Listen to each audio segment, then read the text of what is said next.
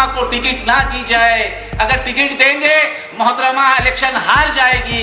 ऐसे कांग्रेस के senior leaders ने अलग अलग मुकामात पर मीटिंग कर कर कांग्रेस के हाईकमान को मुतालबा किया, लेकिन उसके बावजूद भी उनको टिकट दी गई है। ये हम नहीं करें कि मैडम गुलबर्गा एमएलए के लायक नहीं, बल्कि कांग्रेस के खुद कई सीनियर लीडर्स ने कहा कि मैडम मोहतरमा जो है इस एमएलए के अहदे के लायक नहीं है, उनको टिकट ना दी जाए।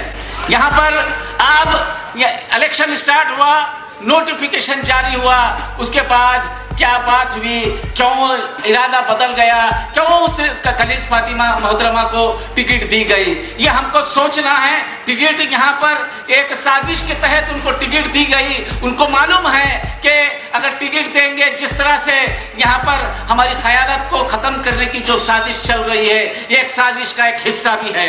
This video is sponsored by Mahalakshmi Jewelers, United Hospital, KBN University, Shaheen Group of Institutions, Al Sharai Group of Institutions, Fine Art Designers, Fortune School, Chulbul Lighting and Furniture। तो मैं आप लोगों को बताना चाहता हूं, हम लोग सिर्फ 5 साल के बारे में सोचते हैं और वो कांग्रेस वाले 25 साल के बारे में सोचते हैं। अगर हम 5 साल के बारे में अगर सोचेंगे तो हम 25 साल तक हमको नुकसान उठाना पड़ेगा। और ये इलेक्शन सिर्फ इलेक्शन नहीं है, ये इलेक्शन एक इनकलाब है। और तमाम लोग, जितने भी लोग यहाँ पर बैठे हैं, आप तमाम लोगों को मुत्तहिद होना होगा, तमाम लोगों को एक होना होगा। उसके बाद जाकर एक नई लीडरशिप आप लोगों के सामने आएगी, जो हमारे मसाइल को लेकर जहां जहां पर नाइंसाफी होगी, जहां जहां पर जुल्म होगा, जहां जहां पर भरभरियत होगी, वहां पर हमारा आवाज उठाने के लिए एक मजबूत लीडर होगा। और ना सिर्फ रोड पे आवाज उठाएगा, वो जीत कर जाएगा। आप लोग देखेंगे टेलीविजन के अंदर नासिर हुसैन उस्ताद असेंबली में खड़ा होकर स्पीकर के सामने आवाज उठाएगा। आप मुसलमानों के साथ नाइंसाफी करेंगे, आप मुसलमानों पे जुल्म करेंगे, दलितों पे जुल्म करेंगे, लिंगायतों पे जुल्म करेंगे, मुख्तलिफ किसी के साथ अगर नाइंसाफी होगी तो नासिर हुसैन उस्ताद कन्नड़ा लैंग्वेज में, इंग्लिश लैंग्वेज में वहां पर स्पीकर के सामने खड़ा होकर आवाज उठाएगा। और आप तमाम लोगों को ये देखकर सीना चढ़ा होगा कि वो हमने वोट डालकर इस बार एक मजबूत लीडर को हमने असेंबली में भेजा है। खामोश एमएलए को नहीं, बोलने वाले लीडर को हमने असेंबली को भेजा है। ये आप लोगों को इत्मीनान होगा। ये हिंदू का है, मुस्लिम का है, सिख का है, ईसाई का है, सबका मुल्क है। कोई माइका लाल ये मुल्क को हिंदू राष्ट्र नहीं बना सकता, ना कोई माइका लाल इस मुल्क को पाकिस्तान बना सकता। ये जब तक बाबा साहब अम्बेडकर का संविधान है, संविधान जब तक रहेगा, ये मुल्क रहेगा। और इस मुल्क की तहफ्फुज़ के लिए, इस मुल्क की हिफाजत के लिए तमाम हमारा मुस्लिम नौजवान अपनी जान की कुर्बानी देने के लिए आगे बढ़ेगा। और बार मुसलमानों को शक्की नजर से, टेढ़ी नजर से देखते हैं। अगर टोपी डालकर अगर हमारा मुस्लिम नौजवान कहीं जाता है तो पुलिस वाला लाठी से मारता है, उसके साथ दादागिरी करता है, उनको धमकाता है, उनको डराता है। कोई बोलने वाला नहीं है। कोई हमारी बुर्का पर्दा नशी इज्जतदार माँ बहन अगर ऑफिस को जाती है तो उनको बार फिराया जाता है, वक्त पर उनको काम नहीं किया जाता है। तो ऐसे यहाँ पर हालात हैं। मैं आप तमाम लोगों से गुजारिश करता हूँ, अगर इस बार अगर आप लोग खामोश बैठेंगे, इस बार गफलत में आ जाएंगे, तो यहाँ पर बहुत सारे चीजें हमारे सामने आने वाले हैं। बहुत सारे चीजें आप देख रहे होंगे। रिसेंटली यहाँ पर नरेंद्र मोदी आता है, अमित शाह भी आ रहा है, अब योगी आदित्यनाथ भी आने वाला है। ये तमाम लोग मिलकर एक साजिश चला रहे हैं। नरेंद्र मोदी, अमित शाह और ये चंदू पाटिल, उनके 10 पप्पा भी आए तो नासिर हुसैन उस्ताद को नहीं हरा सकते। इंशाअल्लाह यहाँ पर नासिर हुसैन उस्ताद की जीत होगी। एक आवाज असेंबली के अंदर जाएगी और ये केएस ईश्वरप्पा, सीटी रवि उनको मुंह तोड़ जवाब देगा। सिर्फ मुंह तोड़ जवाब देने वाला एक ही वाहिद लीडर होने वाला है, वो है गुलबर्गा से, जिसका नाम है नासिर हुसैन उस्ताद। कोई आवाज नहीं उठा रहे वहां पर, असेंबली में कोई आवाज नहीं उठा रहे हैं। अगर मुसलमानों पर नाइंसाफी अगर होती है तो कांग्रेस के हाईकमान से डायरेक्शन आते हैं, कहते हैं कि इस इशू पे हिजाब के ताल्लुक से, हलाल कार्ड, झटका कार्ड के ताल्लुक से, अज़ा के ताल्लुक से, कन्वर्सेशन बिल के ताल्लुक से कोई आवाज नहीं उठाना। असेंबली के अंदर डीके शिव कुमार का डायरेक्शन आता है।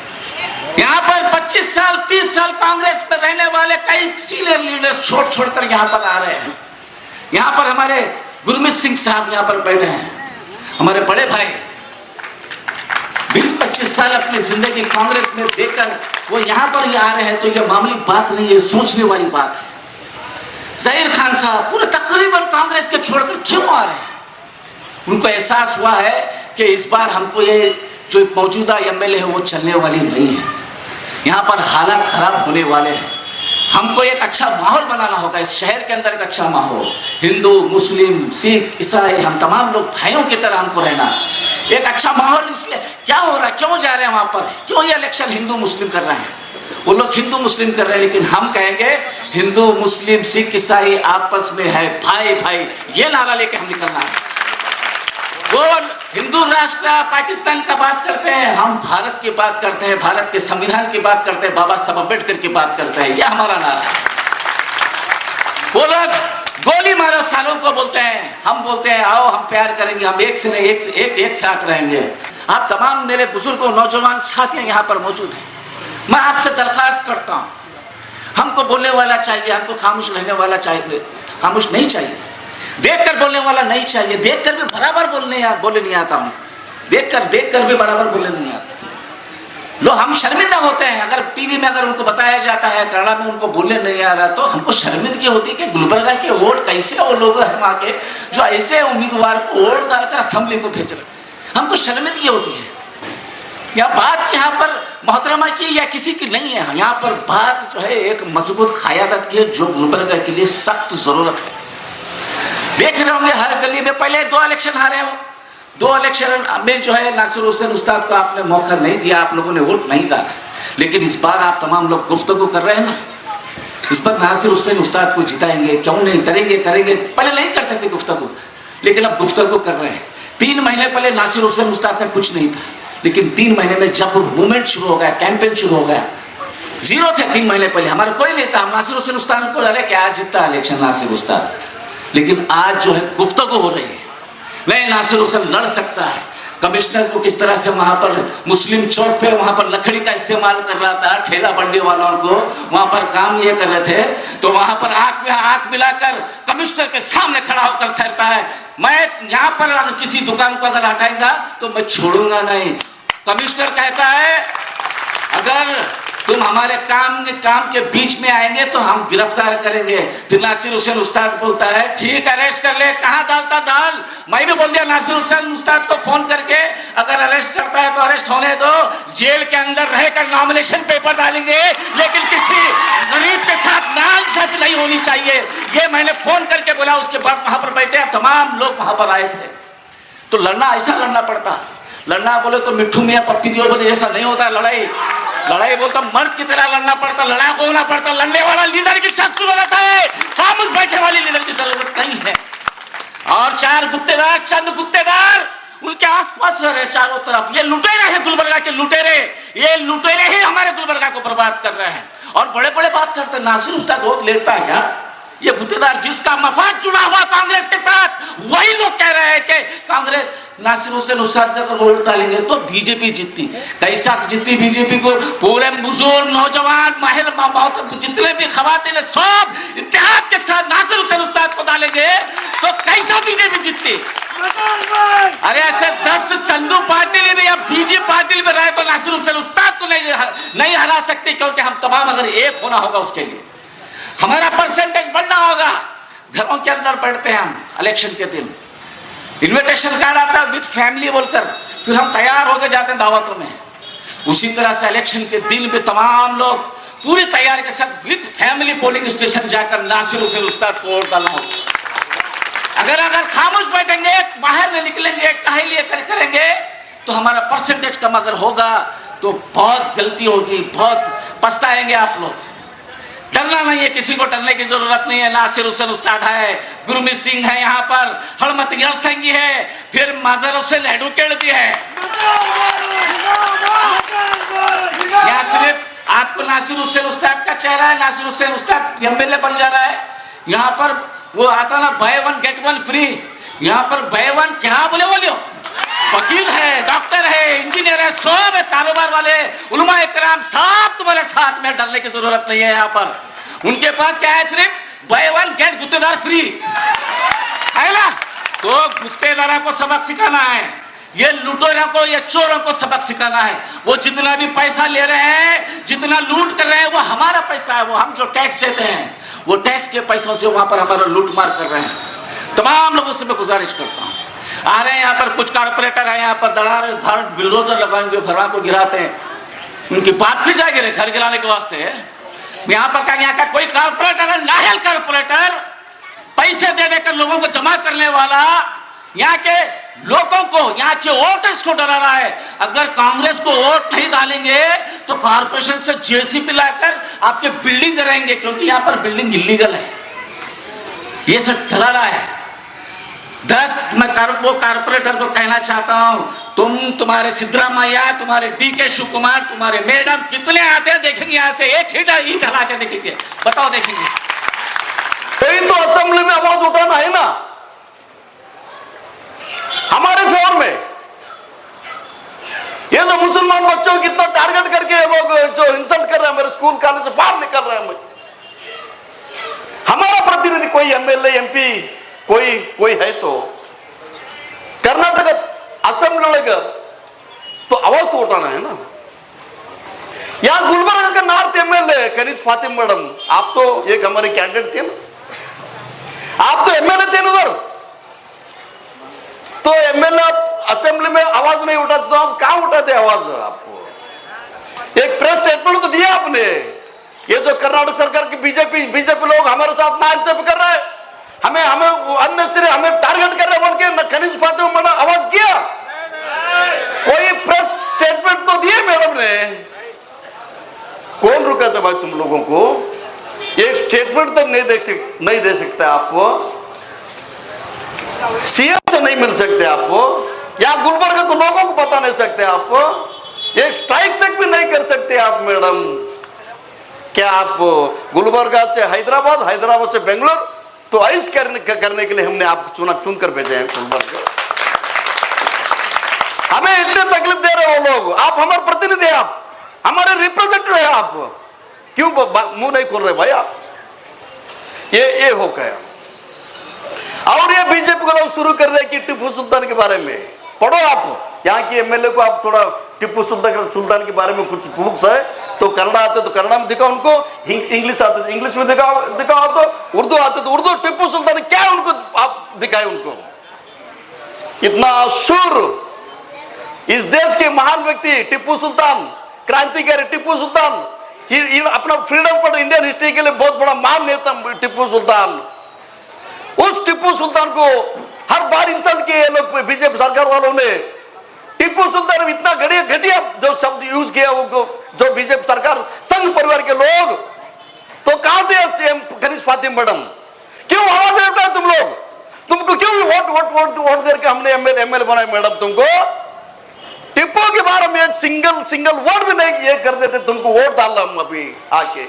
अजान 2-3 मिनट के लिए जो अजान करते हैं, वो अजान का स्पीकर से बहुत लाउड स्पीकर से बहुत तकलीफ हो रहा है, अजान से बहुत वो नॉइज पोल्यूशन हो रहा है, वो बंद करना। ये सुप्रीम कोर्ट ऑर्डर है। यहाँ की मुसलमान जो सुप्रीम कोर्ट ऑर्डर को वायलेट कर रहे हैं बोल के यहाँ की संघ परिवार के कुछ लोग, श्री राम सेना के कुछ लोग, विश्व हिंदू परिषद के कुछ लोग आवाज उठाने लगे। एंटायर कर्नाटक में स्टेटमेंट देकर मीडिया में चर्चा कर ये, अगर तुम लोग मुसलमान के जो मस्जिद के ऊपर जो स्पीकर है अगर वो नहीं निकलते तो हम श्री राम सेना के लोग आकर हम निकाल के फेंक देंगे, जो होता है देखेंगे बोल के दो स्टेटमेंट देता। उस टाइम कनीज फातिमा मैडम कहां गए थे तुम? कहां गए थे तुम? क्यों आवाज नहीं उठाई तुमने? जो इतना ओपन में वो लोग आके गुंडागर्दी करने लगे तो आप क्यों नहीं है हमारे पास आके क्यों नहीं है कि स्टेटमेंट नहीं दिए आपने? अगर हिम्मत है तो तुम लोग आकर देखो बोल के ये कनीज फातिमा बोलना था ना, क्यों नहीं बोले हो? कौन पूछना भी? आप सबको पूछना भी भाई आप कहां गए थे इतने दिन तक? दलित सेना की पूरा टीम वहां थे, हर मस्जिद के पास, हर पूरा कर्नाटक के गुलबर्गा के सब मस्जिद के पास हम दलित सेना की पूरा ये ब्लू टाइगर फोड़ कर आके हमने खड़े किए थे। उस टाइम हमें कौन सपोर्ट किया? उस टाइम हमारे साथ कौन आया? वही उस्ताद आसिर हुसैन साहब हमारे पीछे खड़े रहे उधर। तो तुम कहां गए थे कनीज फातिमा मैडम? तुम कहां गए थे? आप आपको मालूम नहीं इतना इतना बड़ी हमारे मुस्लिम कम्युनिटी टारगेट करके स्पीकर उठाएंगे, स्पीकर हटाएंगे, स्पीकर फेंकने के बोल रहे थे। क्यों आवाज नहीं उठे आप? क्यों नहीं पूछा आप? क्यों पेपर स्टेटमेंट दिए? क्यों प्रेस स्टेटमेंट नहीं दिया आपने? फिर एक बार वोट डालना आपको, फिर एक बार आपको ये करना। ये नहीं हो सकता। एक खनीज फातिमा एक एमएलए होकर, एक कांग्रेस के लोग ये होकर, कांग्रेस का कोई एक आवाज नहीं उठाया किधर। हम वोट डालो तुम लोगों को, हम वोट डालो तुम लोगों को, नहीं डाल सकते है ना सर। तो हमारे लिए काम करना एक आदमी चाहिए, हमारे लिए काम करना एक नेता चाहिए, हमारे लिए हमारे बारे में सोचने वाला एक यंग लीडर चाहिए। ये लास्ट रमजान में, यही मुस्लिम चौक में जो रोड के ऊपर जो स्ट्रीट वेंडर है, जो काफी बनाता, भजी बनाता, बंडी पकौड़ा बनाता, उन लोगों को हटाने के लिए यहाँ का पुलिस ऑफिसर पूरा टीम आए। तो उस टाइम खनीज फातिमा नहीं आई उधर, उस टाइम में भी खनीज फातिमा नहीं आए। उसी टाइम जो उस्ताद वो जो उस रोड पर आजा रहा के फाइट करता है, वही उस्ताद नासिर हुसैन साहब ने उधर, उन्हीं के ऊपर केस होता उनका। और उस्ताद नासिर हुसैन और उनके पूरा टीम के साथ 8-10 लोगों के ऊपर क्रिमिनल केस फाइल होता है उधर। कहाँ है खनीज फातिमा? तुम लोग, तुमको वोट डालना, ये नहीं हो सकता। ये जो चेंज होना है भाई लोग, तो खमरुल इस्लाम समाज के लिए प्रोटेक्शन करता हो, और जो भी जो प्रॉब्लम हो जाता तो खमरुल इस्लाम साहब जो कंसर्न ऑफिसर से, डीसी हो, एसपी, उनसे बात करता बोल के हमने वोट डालते हैं उनको। खमरुल इस्लाम साहब नहीं है अभी। जो खमरुल इस्लाम साहब मरे बोल के उनके औरत को, जो खनीज फातिमा को आप ये सिंपति अनकंपद आदर में इन लोग चला होगा तो खनीज फातिमा को वोटिंग जो चांस दिए थे हमने, अब वो टाइम नहीं, अभी वो चांस देने का टाइम नहीं, अभी चांस नहीं दे सकते हम अभी। हमारी जो जान का ये जो हमारा सर्वाइवल का फाइट करना है हमें, हम जो समाज मजबूत करने के लिए फाइट करना है हमें। खाली वो ऐसा आते हैं, मैडम आती, वो आते, ऐसा नहीं करना हमें। एक लीडरशिप को जिंदा रखना है हमें, एक लीडरशिप को ताकत देना है हमें, एक लीडरशिप को आगे बढ़ाना हमें। एक उस्ताद नासिर हुसैन साहब अगर वो इस अभी जो पोजीशन में एमएलए बनता, तो स्टेट गवर्नमेंट पे जो उनका गवर्नमेंट अगर हो सकता, तो ये फर्स्ट स्पेशल इनका ये इतना अपॉर्चुनिटी है, ये मंत्री बन सकते हैं नासिर हुसैन साहब। ऐसा लोगों को हमें जिंदा रखना है, सपोर्ट करना है। और नासिर साहब अभी जो नॉर्थ में कैंडिडेट होकर आपके सामने हैं, मैं अब सबसे अपील करता हूं, हमने भी उनको पूरा जो दलित सेना के गुलबर्गा डिस्ट्रिक्ट जितना भी दलित का टीम है, दलित सेना के बंधु लोग हैं, हम भी अपील कर रहे हैं आप उस्ताद नासिर साहब को वोट दीजिए बोल के मैं आ चुका। जो शेर की तरह दहाड़ता है, शेर की तरह फाड़ता है, इस आवाम की मुसीबतों के लिए अपनी जान न्यौछावर करता है, जो जीने मरने के लिए तैयार है। अगर 2 बार हारने के बाद तीसरी बार आपके बीच में है तो उसके जज्बे को मैं सलाम करता हूं, क्योंकि दोस्तों हार का मुख देखना कोई छोटी बात नहीं, बहुत बड़ा सीना, 56 इंच से बड़ा सीना होना पड़ता है। कहने से 56 इंच का सीना नहीं होता, सीना उसका होता है जो गरीबों के लिए जीता, गरीबों के लिए मरता है, उनके दुख दर्द को समझता है। आपने भी मजर भाई से सुना, चिक्की बाबा से सुना, क्या हुआ था इस धरती पर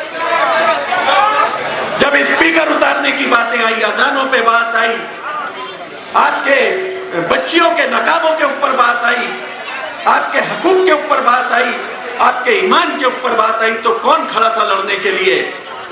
मैं फक्र से कहता हूं उस समय मैंने नासिर को देखा, गर्व से कहता हूं। और उसके साथ में मेरा भाई जलसंगी का, इनके बयान भी मैंने सुने हैं।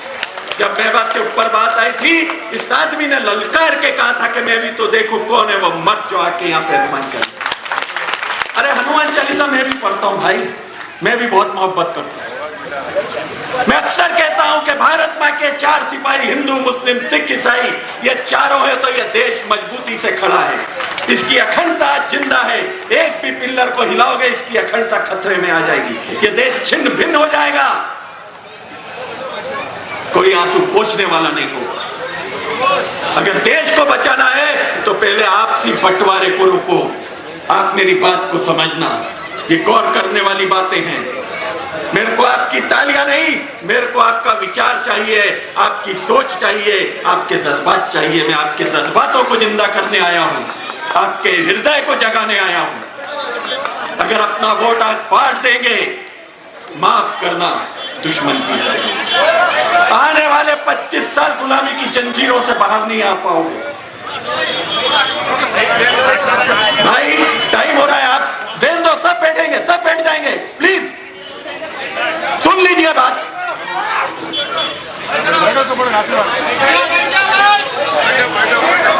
मेरी बात को मुकम्मल होने दीजिए, क्योंकि आपको नासिर भाई को सुनना है। अगर आपको इस चीज का एहसास है कि आपका वोट अगर आपने बांट दिया, दोस्तों बहुत मुश्किलें आ जाएंगी। वोट को बेचना मत, झुकना मत, बांटना मत। 313 याद कर लो, 313 आपके याद कर लो। हजारों की फौज थी। शेर कहते हैं ना कि एक ही काफी, इसलिए मैं बब्बर शेर बोलता हूं। कौन कहता है टाइगर मर गया? अरे टाइगर अभी जिंदा है, तुम्हारे बीच में है, और साथ में हर कौम के शेर जिंदा है तुम्हारे साथ, तुम्हारी मुश्किलों के लिए लड़ने के लिए। नासिर का कंधे से कंधा मिला के ये सरदार भाई आज डंके की चोट पे कहता है कि तुम पे आ जाएगी, उसके पहले मेरी गर्दन कटेगी। वादा है मेरा, लेकिन उसके लिए मेरे भाइयों तुमको एकता का परिचय देना होगा। मुझे आपके नारे नहीं, मुझे ये वादा चाहिए कि आने वाली 10 तारीख को आप अपना वोट भारे वाली चिन्ह पे 3 नंबर पे लगाएंगे। कहां पे लगाएंगे? आवाज तो पीछे से। जो मेरे चाहने वाले हैं, जो मुझसे नफरत भी करते हैं, भाइयों मुझे बाद में गाली दे लेना, नासिर का साथ दो। मैं एक ही बात कहता हूं कि अगर मैं अपना घर छोड़ के अपनी जान हथेली में लेके अगर आपके बीच में हूं, अपनी हर चीज दांव पे लगा के यहाँ पे आया हूं, तो कुछ सोच के आया हूं कि मुझे लगा इस शहर को एक लीडर की जरूरत है। भाइयों मैं किसी की बुराई नहीं करता, सब इंसान अच्छे होते हैं, सब अच्छे हैं, सब पार्टियां बहुत अच्छी हैं, लेकिन चुनना उनको जो तुम्हारे काम आए। जान जाए जियो या जान जाए, वोट उसी को दो जो तुम्हारे काम आए। जिंदा रहो या जान जाए, वोट उसी को दो जो तुम्हारे काम आए, वरना दोस्तों पछताओ। कोई आंसू पोंछने वाला नहीं मिलेगा। आज तुम्हारे बीच में है, आज अगर वो अपनी मजबूती के साथ यहाँ पे खड़ा है, उसके साथ में आप देखो कितनी मजबूत टीम है। आप सेकुलरिज्म की बात करते हो, तो आज सिख भाई है, हिंदू है, दलित है, हमारे नासिर है, अब ये यूनुस खान हमारा साथी, ये भी आपके बीच में आ चुका है। ये क्यों आया है? हम अपना बिजनेस, अपना सब कुछ छोड़ के क्यों खड़े आपके बीच में? सिर्फ एक ही चीज के लिए कि आपको कौम को एक सही कायद मिले, आपको एक सही नेता मिले जो आपकी आवाज असेंबली से लेके रोड से लेके असेंबली तक उठाए। दोस्तों वोटों को बचा लेना, वोटों को बचा लेना, मत बटने देना। अगर आप बीजेपी को लाओगे, अगर आपने अपना वोट बांटा, मैं अंत में एक ही बात कहूंगा, आप समझदार लोग हो, पढ़े लिखे हो, हाथ जोड़ के मेरी माताओं से, बहनों से यही विनती करता हूं कि कुरान का फरमान है कि मुसलमान कभी बिक नहीं सकता। इस बात को गांठ बांध लो। कुरान का फरमान है कि मुसलमान कभी बिक नहीं सकता, और कुरान का फरमान है कि ईमान कभी झुक नहीं सकता। ईमान वाला आपके बीच में है, ईमान वाले को ईमानदारी से जिता के लाओ। इन्हीं बातों के साथ सरफरोशी की तमन्ना अब हमारे दिल में है, देखना है जोर कितना बात लेता है। अस्सलाम वालेकुम रहमतुल्लाहि व बरकातहू। जय भीम, सत श्री अकाल। हमारे मुल्क की पहचान है कि हम हिंदू, मुस्लिम, सिख, ईसाई भाइयों की तरह रहे हैं, और जब तक जिंदा हैं और आगे आने वाली हमारी नस्लें भी इसी तरह जीती रहेंगे, शान के साथ, मोहब्बत के साथ, इज्जत के साथ। बड़ी खुशी इस बात की है कि जिस तरह हमारे गुरमीत सिंह साहब आपके बीच में आपके भाई के लिए वोट मांग रहे थे, जिस मोहब्बत के साथ, खुलूस के साथ हमारे दलित भाई हनुमंत यज्ञसिंह साहब आपके बीच में अपने भाई के लिए वोट मांग रहे थे, ये जज्बा, ये मोहब्बत, ये खुलूस, ये प्यार कोई मिटा नहीं सकता। एक मोदी, एक अमित शाह नहीं, 1000 करोड़ अमित शाह पैदा हो जाए, 1000 करोड़ नरेंद्र मोदी पैदा हो जाए, ये हमें दरार नहीं आता।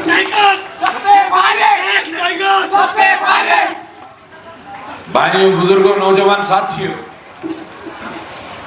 गुज़िश्ता 5 सालों में जो जीते थे उन्होंने क्या किया, मैंने क्या किया, ये सब बोलने के लिए वक्त नहीं है। आज ये इलेक्शन गुलबर्गा शहर के तारीख का एक ऐसा मोड़ है जो आगे आने वाले नस्लों को याद रहेगा, आगे आने वाले बच्चों को याद रहेगा। यहां पर क्या फैसला होता है, 10 तारीख को आप क्या फैसला देते हैं, 13 तारीख को पता चलेगा। गरीब नौजवान, माए बहने, इन गुज़िश्ता 5 साल गरीब कारोबार करने वाले ताजिर, उलमाए कराम, तमाम लोगों ने महसूस किया कि गुलबर्गा शहर में कोई पूछने वाला नहीं है, असेंबली में बात करने वाला नहीं है। सीट बचाने के नाम पर, बीजेपी के नाम से डराकर चंद मुफाद परस्त लोग आपके बीच में आए थे और फिर आ रहे हैं। हमको हिसाब किताब बताने के लिए आ रहे हैं, हमारा वोट बैंक बताने के लिए आ रहे हैं। गुरमीत सिंह साहब ने तो एक ही अल्फाज में उन तमाम साजिशों पर पानी फेर दिया। 313 हम वो कौम हैं, हम वो तारीख रखते हैं कि हम हिसाब किताब नहीं देखते, गिनती, तिजारत। जब फैसला कर लेते हैं कि हमको कामयाब होना है, हमको जीत हासिल करनी है, हम वो लोग हैं जो समुद्र के रास्ते से जाते हैं तो लड़ने से पहले अपनी कश्तियों को तोड़ देते हैं, जला। आज भारतीय जनता पार्टी का कैंडिडेट चंदू पाटिल हमारे मोहल्लों में फिर रहा है, मुस्लिम चौक पर फिर रहा है, हमारे लोगों को लेके फिर रहा है, दुकान दर दुकान लेके फिर रहा है, हमारे खवातीन वहां जा रहे हैं उसके घर तक। आपसे बोलना चाहता हूं, ये वो जहरीला इंसान है जिसने हमारी मस्जिदों के बाहर ठहर करके नाचा है। हमारे लाउड स्पीकर पर पाबंदी लगती है अजान के लिए और रात के 2 बजे महबूब मस्जिद के बाहर डीजे बजाकर डांस किया जाता है।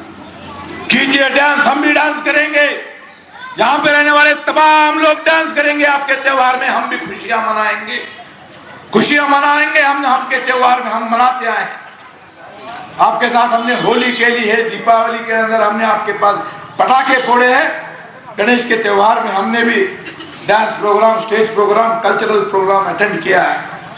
मगर मस्जिद के बाहर खड़े होकर गाना बजाया जाता है, धरती को खून से रंग देंगे। किसके खून से रंग देगा? क्या कहना चाहता है? किसके खून से रंग देगा? ये खून आपके और हमारे खून से रंगने की बात कर रहे हैं। अरे नालायक मिस्टर चंदू पाटिल, तू क्या हमारा खून से धरती रंग देगा? कश्मीर से लेकर कन्याकुमारी तक इस मुल्क को आजाद करने के लिए हमारे आबा अजदाद ने, हमने पहले से ही इस धरती को खून से रंग दिया है। जब जाकर के इस मुल्क को आजादी मिली है, जब जाकर के इस मुल्क को आजादी मिली है, जब जाकर के इस मुल्क तेरे चड्डी पहनने वाले ने अपने घर का एक मुर्गी का बच्चा, कुत्ते का बच्चा दिया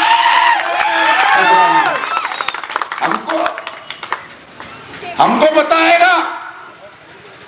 नरेंद्र मोदी इस मुल्क के प्राइम मिनिस्टर नहीं होते तो गुलबर्गा नॉर्थ कॉन्स्टिट्यूएंसी पाकिस्तान हो जाता। पाकिस्तान? कौन सा पाकिस्तान? क्या पाकिस्तान? हम इस मुल्क के लिए अपनी जानों की कुर्बानी दिए हैं, आज भी देंगे। हमारी आगे आने वाली नस्लें भी इस देश के लिए, भारत माता के लिए अपनी जान कुर्बानी देंगे। हमें बताता है पाकिस्तान, क्यों मुसलमानों की आबादी ज्यादा है इसलिए पाकिस्तान? पाकिस्तान से मोहब्बत करने वाला तू है, तेरी संगठन है, तेरी पार्टी, जो जाकर के पाकिस्तान के प्राइम मिनिस्टर के घर में बिरयानी खाता है। तुझे मोहब्बत है पाकिस्तान से। इस मुल्क में रहने वाला हर हिंदुस्तानी, हर मुसलमान चैलेंज के साथ, दावे के साथ मैं कहना चाहता हूं, ये बीजेपी आरएसएस जनसंघी से 1000 गुना ज्यादा भारतीय है। उसकी वजह क्या है? अरे हम वो कौम है जिनको ऑप्शन था, यू हैड नो चॉइस। आप तो पैदा हो गए हो। हमारे पास तो चॉइस था कि हम चाहे तो वहां जा सकते थे, मगर नहीं, हमने इसको अपनाया है। बातचीत बहुत की जा सकती है। सोशल मीडिया के जरिए कहना चाहता हूं, नॉमिनेशन के बाद तकरीर होती है, हिंदू एरिया में मैं 70% डेवलपमेंट करूंगा, 30% मुस्लिम एरिया में डेवलपमेंट करूंगा। कौन बोल रहा है ये? छोटा मोदी का छोटा भी। अरे मुस्लिम मोहल्लों में बैठ के बोल रहा हूं, सुनो मेरे हिंदू भाई, सुनो मेरे दलित भाई, सुनो मेरे पिछड़े वर्ग के हमारे भाई, सुनिए। यहां पर खड़ा होके बोल रहा हूं, हमारे हिंदू मोहल्लों के 100% काम करके दूंगा, मुस्लिम एरिया के 100% काम करके दूंगा। मेरे दिमाग में, मेरे दिल में ये इतनी छोटी छोटी सोच, इतनी घटिया किस्म की सोच मेरे माँ बाप ने मुझे नहीं सिखाई, मेरे दीन ने मुझे नहीं सिखाई, मेरे मजहब ने नहीं सिखाई, मुझे मेरे इस्लाम ने इतनी छोटी सोच रखना नहीं सिखाई। घर में बैठकर टीवी पे देखकर अपने हाथों को मलने से कुछ नहीं होगा। आपको ऐसे आदमी को आगे भेजना होगा जो शरीयत के लिए मजबूती से खड़ा हो सकता है और ऐवान के अंदर बेबाकी के साथ कन्नड़ा जबान में बात कर सकता है। आपका ये भाई कन्नड़ा जबान अच्छी तरीके से जानता है। सोचिए समझिए, नाम के वास्ते, हिसाब किताब के वास्ते इलेक्शन नहीं है।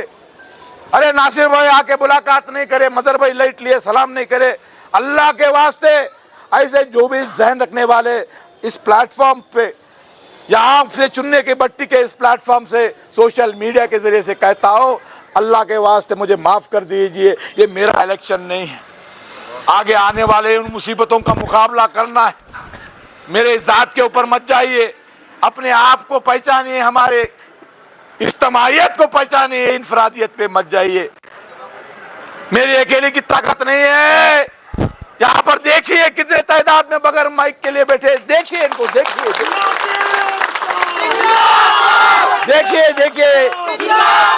5 साल हमने शर्मिंदगी के साथ गुजारे हैं। हमको शर्मिंदगी बर्दाश्त नहीं, हमको सर उठा के जीना है। ऐवान में उठ के खड़े होकर हमको मुकाबला करना है, फासिस्ट ताकतों का मुकाबला करना है।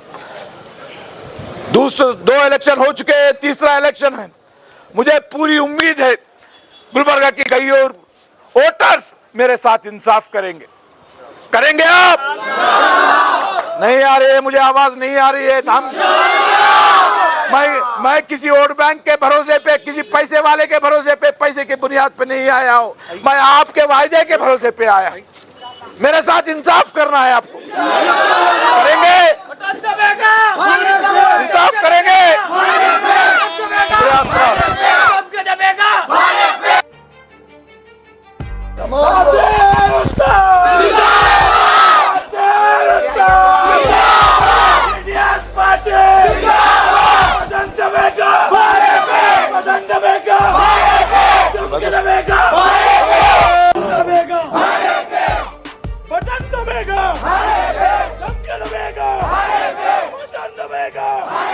This video is sponsored by Mahalakshmi Jewelers, United Hospital, KBN University, Shaheen Group of Institutions, Al Sharia Group of Institutions, Fine Art Designers, Fortune School, Chulbul Lighting and Furniture.